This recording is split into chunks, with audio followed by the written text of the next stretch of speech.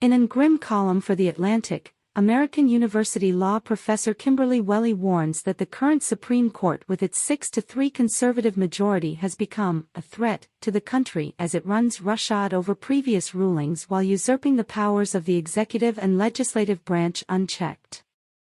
As Wehle explains, using recent rulings including the highly controversial overturning of Roe v. Wade last year, the court, bolstered by 3 far-right justices appointed by former President Donald Trump, has taken on cases that expose the right-wing majority's appetite for asserting massive power under the auspices of judicial review.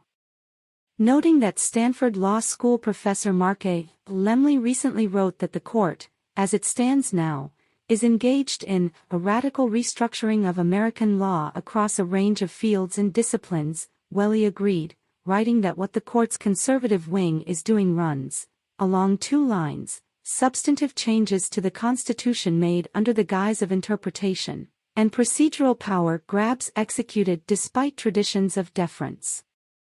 This has pushed our constitutional system dangerously off balance, with little opportunity for correction. Case in point, she notes, is how the court ruled on the 2 hot topics of abortion, in its controversial Dobbs ruling, and guns. What will constrain this court?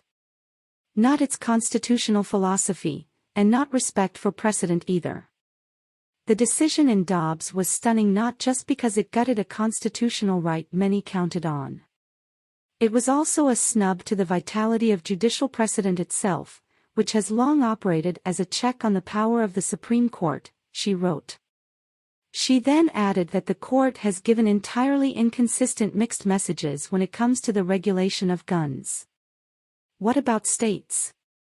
No, their power won't constrain the court either, despite the traditional conservative concern for states' rights. To be sure, in Dobbs, the court gave state legislatures the power to regulate abortion, but in Bruin, the same court